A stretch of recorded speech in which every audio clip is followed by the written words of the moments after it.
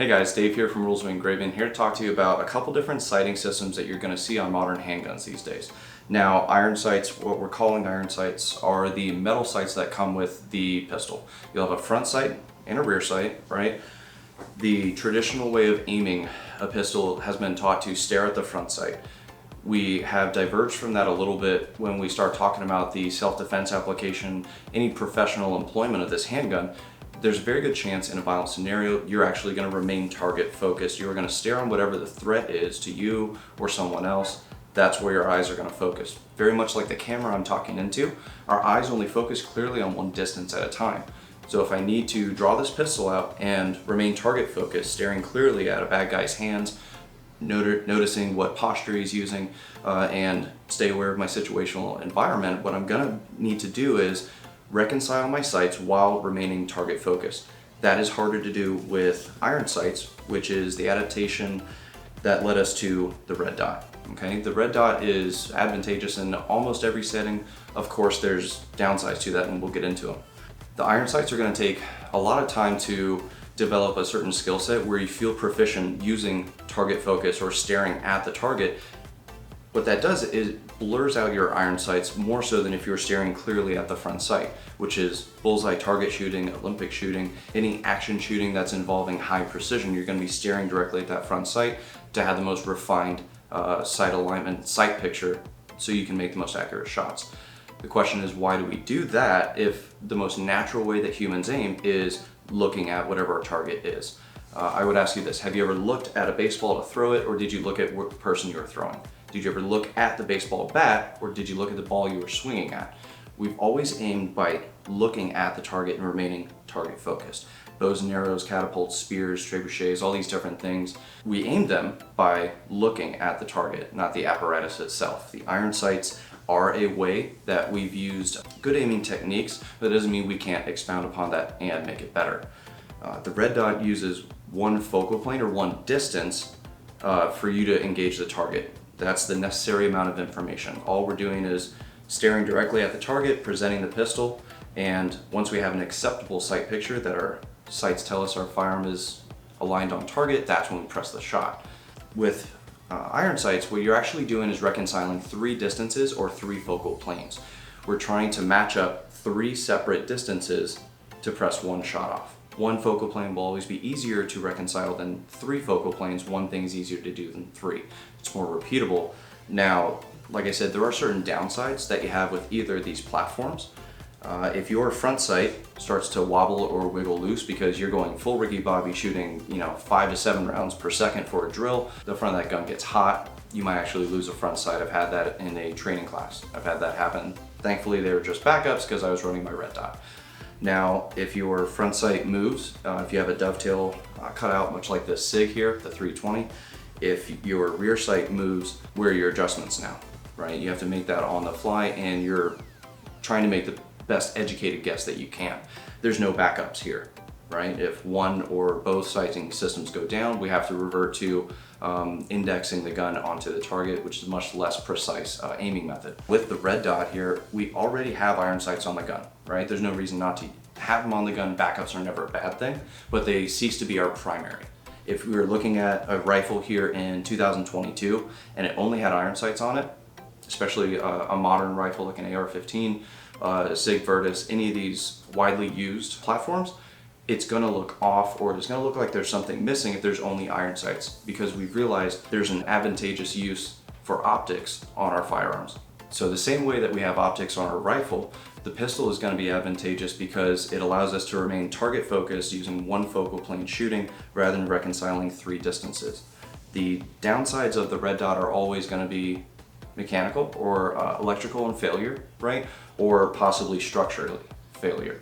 The glass, right? The front glass that you're using to aim through might become occluded. It might be covered, it might be broken, it might be shattered. There's different variances of what that would do to your sight picture. There's different aiming methods if that happens that a red dot instructor will cover in the class, much like some of the classes that I give. What I've seen the most though is when someone's starting new to a handgun, I would recommend they start with the red dot first, and there's a bunch of reasons why. Number one, what I've seen with iron sight shooters is, like we've said, stare directly at the front sight. Good, crisp vision, focus clearly on that front sight, and we've all heard the old adage, equal height and equal light, making sure our front and rear sight are equal at the top. There's an equal amount of light left and right side of the front sight here. All right, that's telling me the most accurate shot that I'm going to take, windage and elevation. Now, again, that's reconciling three distances. Where does this somewhat fall short? The farther away the target gets, the harder this is going to be to line up, the more time you're going to need. Either of these guns are accurate, right? We're not changing the mechanical accuracy of the platform, we're changing the ease of use that the end user and the shooter can develop their skill set to be a more accurate shooter at the end of the day. If this is what you're tracking in recoil versus this floating dot in the window, right? Especially the farther out you go, people are gonna try and make this perfect, refined sight picture that have this red dot perfectly centered in that picture frame. Closer in, as long as that dot's in the window, if the dot is on where you want the bullet to go, send it, okay? There's less time or deliberation needed for an acceptable sight picture. So there's one advantage to the red dots. As I said, if you had the entire red dot, battery dies, if the optic is occluded, there's many sighting systems you can use. This is an RMR cutout from Trigicon. That's the shape of these owl ears. There's many different bracketing methods to use this on a target, even if you have that electronic failure. The likelihood of that happening is dropped considerably with recent technology, we'll say in the last 10 years. I believe the Trigicon RMR came out in 2013, and we've had nothing but improvements since then. What I have on this Walther PDP pistol is a Holosun 508T. It's a titanium housing. It has a 2 MOA dot. We won't get into dot sizes and all that. I believe we covered that in a previous video or an alternate video about red dot, pistol red dots, and the size of your aiming reticle. I still have iron sights on this gun. As I said before, backups are always a good thing to have. If my dot does die, I could switch back to my irons or use a different bracketing method, indexing method to still aim the gun. But the chance of that going out is pretty slim if you're purchasing quality products.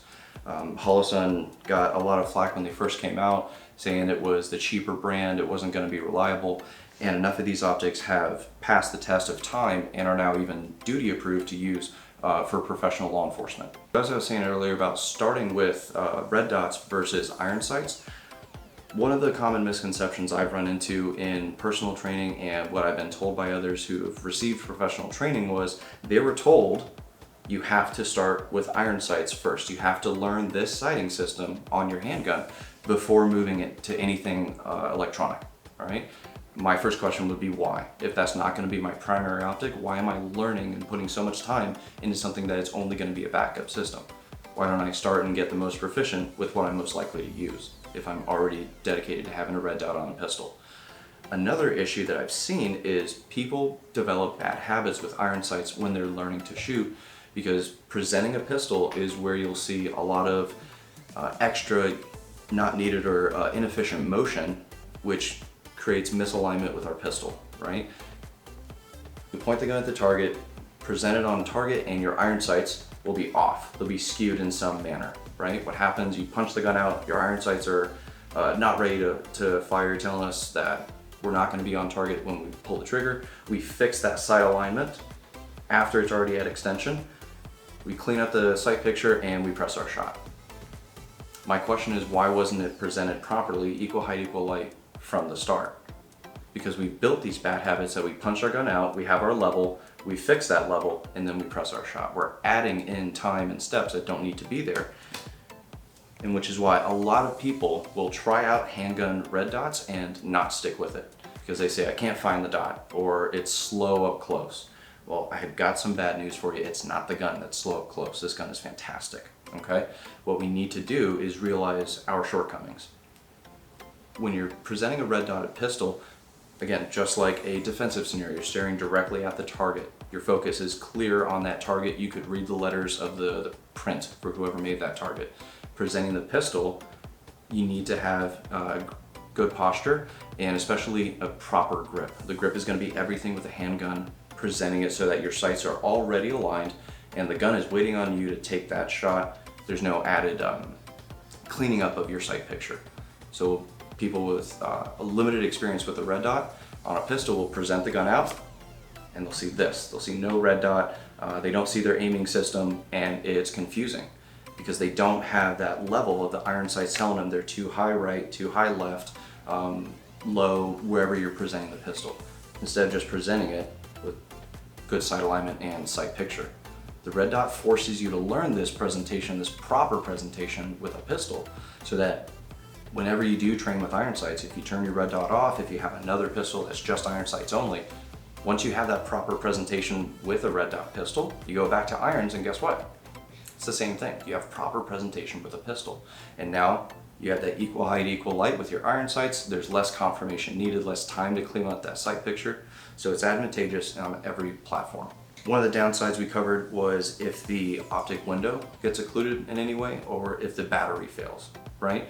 Now, if the front of the optic is completely occluded, meaning blocked, you can't see through it, like I said, there's other sighting systems, and then we couldn't use our front sight either way, right? Very much where you see rifles will have a quick disconnect for their optic system, because if the glass shatters and I cannot see through it, then I cannot co-witness or use my iron sights and see them through the optic window, right? So that's something else that we pay attention to.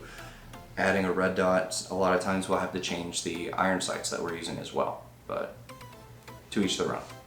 So one of the final things we'll talk about with adding a red dot to your handgun is going to be the cost, okay? Of course, it's more money to add more equipment to your firearm, especially some people want to get it started on a range gun or more of a toy that they don't depend their life on to start with training with a red dot. That's totally fine. I have a red dot on every concealed carry and professional application firearm that I have, whether it be pistol, rifle, shotgun. I believe it's the most advantageous way of aiming. We still need to stay proficient with our iron sights, but I personally believe that the added cost of this red dot, adding that to your home defense or personal defense, is exponentially worth more than the dollars amount. The applicable use of this firearm is going to be very much like a parachute. If you ever need it, it doesn't work, or you don't have it, you'll never need it twice. So we're that much more able to accurately engage our targets using the most natural way that humans aim. And again, adding now backup sighting system should anything go wrong on my pistol.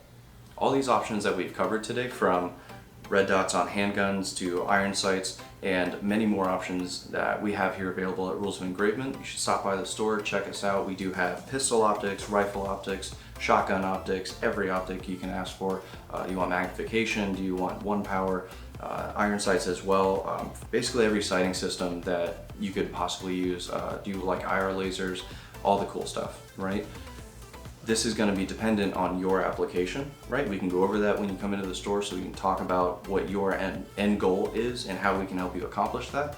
If you're watching this online and not local to our store in South Florida, you can also check out our website, rulesofengravement.com, to see all the different advantageous availabilities that might be great to suit your purposes.